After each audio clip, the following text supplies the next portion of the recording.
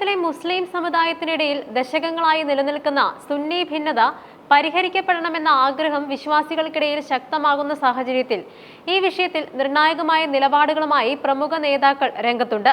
സുന്നി ഐക്യം എന്നത് കേവലം ഒരു മുദ്രാവാക്യത്തിനപ്പുറം സമുദായത്തിന്റെ കെട്ടുറപ്പിന് അനിവാര്യമാണെന്ന ബോധം എല്ലാ കോണുകളിലും ഉയരുന്നുണ്ട്. പാണക്കാട് സാദിഖ് അലി ശിഹാബ് തങ്ങൾ, കാന്തപുരം AP അബൂബക്കർ മുസ്ലിയാർ, സയ്യിദ് മുഹമ്മദ് ജിഫ്രി മുത്തുക്കോയ തങ്ങൾ നേതൃത്വം നൽകിയ സമീപകാല പ്രസ്താവനകൾ ഈ ഐക്യ ചർച്ചകൾക്ക് പുതിയ വേഗതയും ഗൗരവവും പകർന്നിരിക്കുകയാണ്. കേരളം മുസ്ലിം സമുദായത്തിന്റെ ആത്മീയവും രാഷ്ട്രീയവുമായ ചാലകശക്തിയായി നിലകൊള്ളുന്ന പാണക്കാട് കുടുംബം സുന്നി ഐക്യത്തിന്റെ കാര്യത്തിൽ എന്നും ശുഭപ്രതീക്ഷയിലാണ്. മുസ്ലിം ലീഗ് സംസ്ഥാന അധ്യക്ഷൻ പാണക്കാട് സാദിഖ് അലി ശിഹാബ് തങ്ങൾ അടുത്തിടെ നടത്തിയ പ്രതികരണം ഈ ഐക്യ ശ്രമങ്ങൾക്ക് വലിയ പ്രവർത്തനമാണ്. സുന്നി ഐക്യം യാഥാർത്ഥ്യമാക്കുന്നതിൽ പാണക്കാട് കുടുംബം എന്നും മുൻപന്തിയിൽ ഉണ്ടാകുമെന്ന് അദ്ദേഹം ആവർത്തിച്ച് വ്യക്തമാക്കി. ചില കോണുകളിൽ നിന്ന് ഉയർന്ന വിമർശനങ്ങളെ അദ്ദേഹം തികഞ്ഞ ആത്മവിശ്വാസത്തോടെയാണ് നേരിട്ടത്.